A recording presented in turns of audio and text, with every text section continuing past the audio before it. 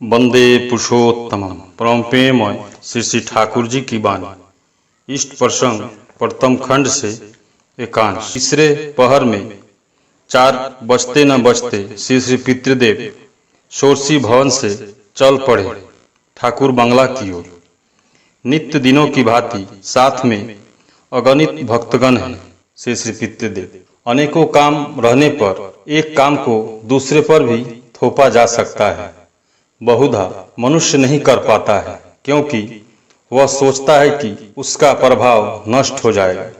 सभी की ओर निहारते हुए, जिस प्रकार हमारा काम बड़ा है, उसी प्रकार हमारी लोक संपदा भी बड़ी है। हम लोगों को संपदा लोक संपदा ही है। सब कुछ तो लोग ही करते हैं, मैं केवल एक काम करता हूँ, उनका नाम करता हूँ, यानी नाम जपता हूँ। उनका नाम जपने के बाद लोकबल बढ़ता रहता है।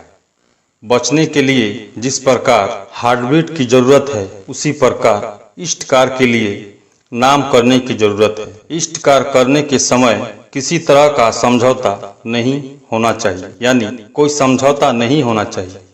चाहे मैं बचूं या मरूं, किंतु यह एक्सट्रीम पॉइंट के समय ही लागू हो सकता है। एक भाई ने प्रश्न किया, बहुत दिनों का मेरा एक प्रश्न है, हमें क्या स्वाधीनता नाम की कोई चीज है? हम में से कोई चाहे तो कुछ भी कर सकता है। श्री श्री पितृदेव ठाकुर ही सब कुछ है, ठाकुर ही सब कुछ करते हैं, पर उनकी सेवा के लिए हमारी एक विल है। मैं उनकी ओर जा सकता हूँ, दूसरी ओर भी जा सकता हूँ। सेवा करने का जो बोध है, उसे या तो ईश्वर के चरणों में समर्पित कर सकता हूँ या शैतान के चरणों में समर्पित कर सकता हूँ। उनकी सेवा करने के लिए हमारी फ्री विल स्वाधीन इच्छा है। संध्याकालीन विनती प्रार्थना का समय होते ही श्री श्री पितृदेव ने बिछावन पर रखी घड़ी और चादर उठा ली। प्रार्थना के बाद निर्दिष्ट आसन पर बैठे, एक के बाद एक आकर उन्हें घेर कर बैठे। एक भाई को पेट की गड़बड़ी है, अम्ल होता है, हजम अच्छी तरह नहीं होता है। श्री श्री पितृदेव ने उसे लघुपच भोजन करने का, मॉर्निंग वॉक करने का, 15 मिनटों तक टहलते रहना और विश्राम लिए बगैर पुनः टहलते आ जाना, भाजी दाल साग अधिक मसालेदार चीजें खाना निषेध किया। एक माँ ने सांसारिक दुर्दशा में पड़कर ठाकुर भोग देने की मनौती की थी। उस मनौती के विषय में माँ ने पूछा, क्या करूंगी? श्री श्री पितृदेव जो मनौती की थी वही करोगी, ठाकुर भोग दोगी, सत्संग करोगी। उक्त माँ सत्संग में क्या प्रसाद चढ़ाऊंगी? श्री श्री पितृदेव बतासा चढ़ाओगी, ठाकुर बतासा पसंद करते थे। ठाकुर भोग में क्या चढ़ाऊंगी? जो चढ़ाया जाता है, पर भोग चढ़ाना हो तो निष्ठावान विप्र व्यक्ति के माध्यम से निवेदन करना चाहिए। जगत ज्योति दा निकट में बैठे थे। वे श्री श्री ठाकुर के बहुत दिनों के विशिष्ट कर्मी हैं। उन्होंने बहुत दिन पहले श्री श्री ठाकुर का पवित्र पंजा दीक्षादान का अधिकार पत्र पाया है। इन दिनों ये बंगाल, बिहार, उड़ीसा जोन के आयकर विभाग के वाइस प्रेसिडेंट हैं। जगज्योतिदा ने कहा, वरदा हमारे आश्रम में तैयार की गई प्रिवेंटिना त्वक का प्रसारण, चर्मरोग विनाशक एवं छत निर्मूल का सुभित क्रीम खूब उपकारी है। सत्संगी लोग तो व्यवहार करते ही हैं, सत्संगी ही नहीं बल्कि बाहर के लोग भी इनकी प्रशंसा करते हैं। और भी अधिक परिणाम में बिक्री करने की व्यवस्था नहीं की जा सकती है? श्री श्री पितृदेव ने सुनकर कहा, हाँ, वह तो किया जा ही सकता है, इच्छा तो है, मौका मिलने से ही किया जाएगा, मौका की अपेक्षा में हूँ। जगत ज्योतिदा इस प्रकार यदि हम लोगों का एक एक शिल्प उद्योग उठ खड़ा हो जाए तो मनुष्य का भी उपकार हो सकता है और आश्रम का उद्देश्य पूरा हो सकता है। उसमें रुपए पैसे जुट जाएंगे। श्री श्री पितृदेव हाँ, वह तो होता ही है, पर प्रभुत परिमाण में करने पर उसके लिए बहुत यंत्रों की आवश्यकता होती है। हम लोगों के यहाँ अब तक यह नहीं हो पाया है। परमपिता की इच्छा के अनुसार ठीक समय पर सब कुछ करने की इच्छा है। एक भाई ने इस बार श्री श्री पितृदेव को अपनी जेब कट जाने की बात सुनाई। श्री श्री पितृदेव ने सारी बातें सुनकर कहा, मेरी किंतु जेब नहीं कटी। कितनी बार पंक्ति में खड़ा होकर ट्रेन की टिकट कटाई, ट्रेन से भ्रमण किया है, किंतु चोरी नहीं हुई है। सावधान होने के प्रसंग में उन्होंने कहा, एक बार ठाकुर ने एक बंदर मंगवाया पावना आश्रम में।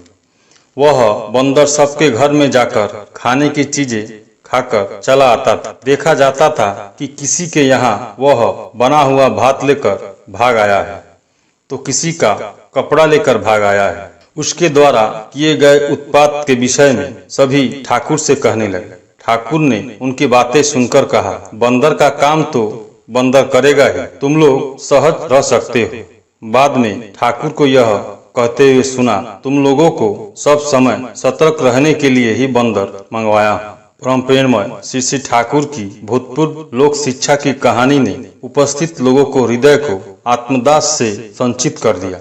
श्री श्री पितृदेव ने भवानीदा की ओर दृष्टि निबद्ध करके कहा, जितना ठाकुर का काम करोगे उतना मनुष्य की दृष्टि पड़ेगी। उस समय भीतर ही भीतर विवाह करने की इच्छा भी जग उठती है। मनुष्य महामाया के जाल में फंस जाता है।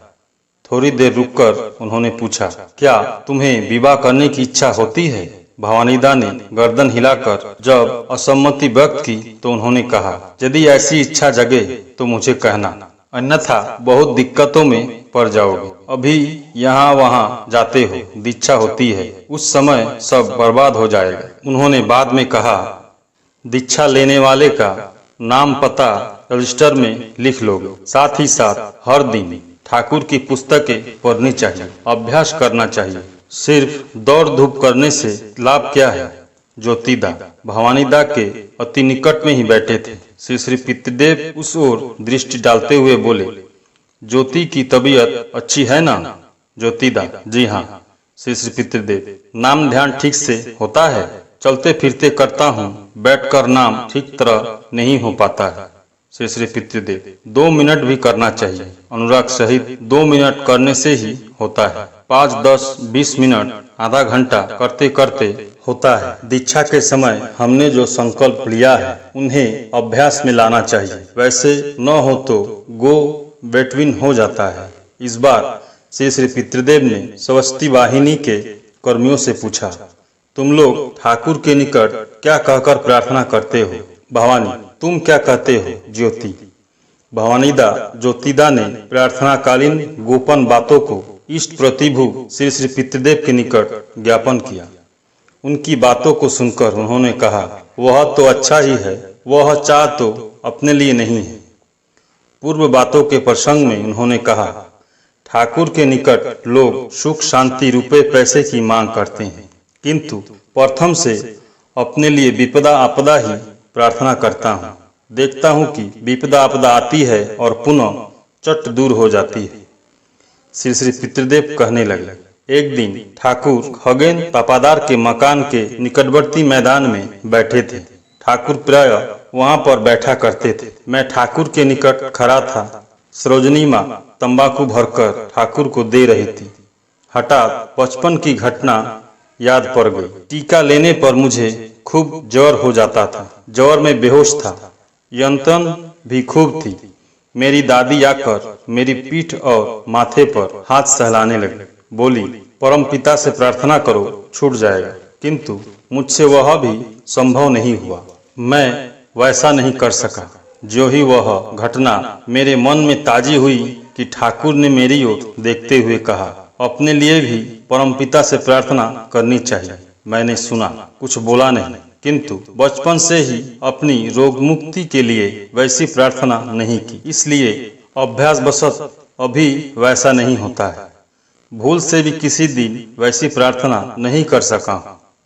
इस बार श्री श्री पितृदेव ने आराध्य देव श्री श्री ठाकुर के निकट अपने अंतर की गोपन प्रार्थना अपनी भाषा में व्यक्त करते हुए कहा, मैं कहता हूँ सब समय विपदा आपदा दो, उनके बीच भी मैं कभी आपको भूल नहीं सकूं। तुम्हारा चरण मुझे हर समय स्मरण रहे। थोड़ा रुक जाने के बाद भवानी दास से पूछा, शिविर के बच्चों का जीवन का लक्ष्य ठीक है ना? भवानी दास, जी हाँ है। श्री श्री पितृदेव, हमारा जीवन की आकांक्षा है ठाकुर का काम करना। हमारा मोटो ही होता है ठाकुर का काम करना। उस प्रकार वार्ता हो रही है, सभी लोग अमृत बानी पान कर रहे हैं। किसी के दिल में न तो कोई प्रश्न है, न कोई द्वंद्व है और न है कोई दुविधा। सभी समय भावविहीन दृष्टि से उनको देख रहे हैं। भवानी दा, यदि कोई शिविर के बच्चे शिविर में ही रहना चाहते हैं किंतु उनके बाप माँ उसे अपना घर ले जाना चाहते हो तो उस समय क्या करना चाहिए? श्री श्री पितृदेव, उसके पिता ले जाना चाहते तो उसके साथ जाएंगे। भवानी दा, बच्चे की इच्छा होती है कि वे शिविर में रहे, ठाकुर का काम करे। श्री श्री पितृदेव, उनके माँ बाप को समझाओगे। आपके और भी तो लड़के हैं, वे संसार को देखेंगे। इसको इष्ट सेवा के लिए छोड़ दो, इसमें ही उसका मंगल होगा। ठाकुर का काम करने का अर्थ है आपका ही काम करना, देश दश का काम करना। समझाकर बातें करोगे, देखोगे क्या होता है। 7:30 बज गए हैं। श्री श्री पितृदेव इस बार सबकी सम्मति पाकर उठ गए। परम प्रेममय श्री श्री ठाकुर। सभी गुरु भाई एवं माँ को जय गुरु।